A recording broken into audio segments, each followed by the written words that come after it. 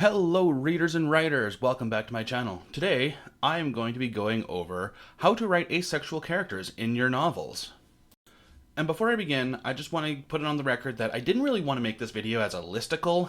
I just really couldn't think of any other way to get the information across. I would also like to note that this isn't just another one of those myths about asexuality. I'm actually going to be putting it into a writing context. So, that said, without any further ado, let's get into this. Number 1. Asexuality is not caused by trauma. Now, I think this really should go without saying. Asexuality, much like every other orientation, it's not caused by trauma, it's just who we are. I myself fall under the asexual spectrum, which is something that I'm going to get into in a little bit. But if you're going to be writing asexual characters, something you need to understand is that if you're going to show it as a trauma response, you're not really going to be doing it right. And that kind of really sets a precedent as to how you view asexuality as an author. So, for example, if you're writing a assault scene and the goal is to make the character asexual, that is a misunderstanding of how asexuality works. In a lot of cases of assault, yes, the victim definitely does not feel comfortable being touched or getting into those sorts of situations, but that doesn't make them asexual. It just means they're having a trauma response to something traumatic that happened to them. If you want to explore the trauma aspect of assault, then do that, but label it as what it is, a trauma response to something traumatic. Number 2, asexuals can and do have sex. Not all asexuals, obviously. Some are sex repulsed, some are sex indifferent, some are sex positive. And in that, you kind of need to understand what kind of asexuality that you're trying to portray in your story. In my book, The 1099th, I wrote a character who is completely sex repulsed and romantically indifferent. Now, I'll get to sex and romance in a bit. That is a completely and totally different thing. But with that said, you can have an asexual character who gets into a romantic relationship with somebody. And you can have steamy scenes with an asexual character, but you need to keep in the back of your mind, or even in the forefront of your mind, that the character that you're writing identifies as asexual. So if you're going to be writing from their perspective, and if you're doing a steamy scene with a character who is ace, you really should be writing it from their perspective, so you actually get into their mind as to what it is that they're experiencing. Because in a lot of cases, asexuals will get into those situations because they enjoy it. Sometimes it's to please their partners, and sometimes it's just to please their libido. But yes, when you're writing asexual characters, just keep it in the back of your mind that these are still people. And because these are still people, they have different ideas on how to approach sex. And asexuals are some of the most diverse in how they approach it. Because it's not just, I find this person attractive. Because in a lot of cases, they don't. And if asexuals don't find a person particularly attractive, that in and of itself does not necessarily mean that they don't or won't have sex with somebody. Number 3, sex jokes. So when I told my roommate, who is also on the ace spectrum, that I was doing this video, she's like, oh yeah, make sure to mention jokes. And I'm like, yeah, actually, asexuals do tend to make a lot of sex jokes, or at least the ones that I've known have made a fair number of sex jokes. Number 4, asexuality is a spectrum. Asexuality does not mean one particular thing.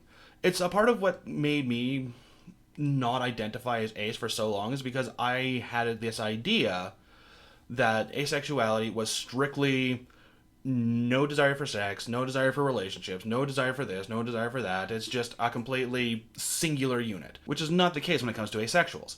It is one of those things where it is a wide variety of things.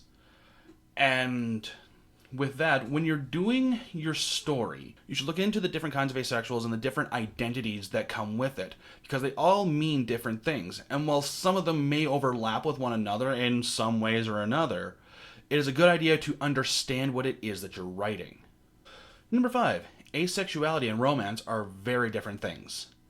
And they are. Asexuals feel very little or no sexual attraction to other people. Aromantics feel very little or no romantic interest toward other people.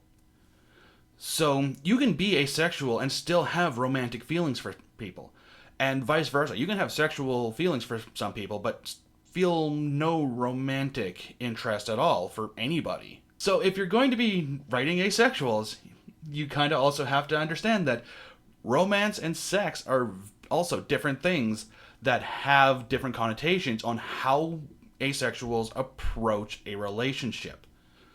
If somebody does not feel sexual attraction to somebody, but feels romantic attraction to them, they could be in a long-term relationship and still have sex and still have an active love life. Number 6, be wary about using autism as a reason behind asexuality. So, something that I've seen come up on my pages more and more lately is a tie between asexuality and autism.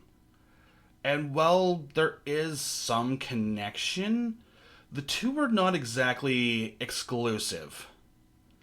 So, there are people who are autistic who fall under the homosexual, bisexual, pansexual, heterosexual identities.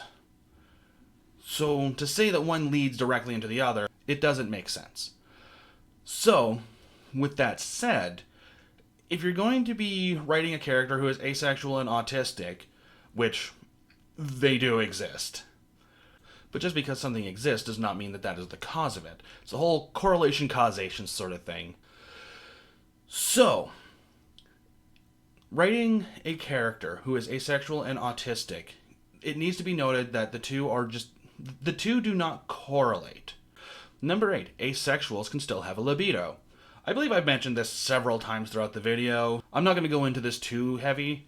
Essentially, attraction is a mental thing, libido is a physical thing. You can still feel your sexuality in a physical sense. You can still feel aroused. You can still feel like you need to relieve a sort of sexual pressure, in a matter of speaking.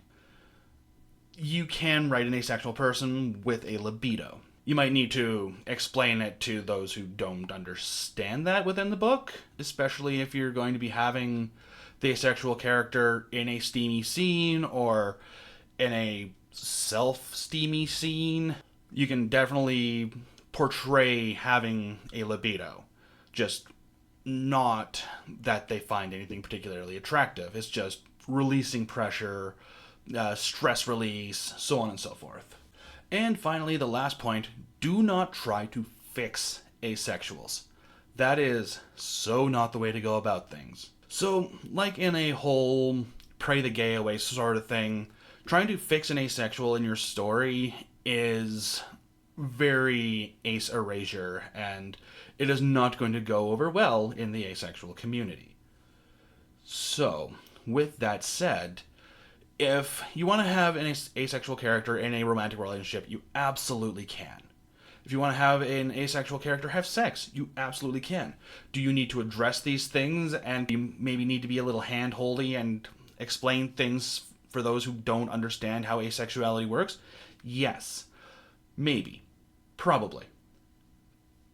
But don't try and fix the asexual. Because trying to do that, it's completely dismissive of the entire asexual identity. If you're trying to fix it, you're delegitimizing it, and that is not the way to go about it. So, yeah, that's about all I've got for you folks. Be sure to like, share, comment, subscribe, all the YouTube-y stuff. And as per usual, keep on reading and keep on writing.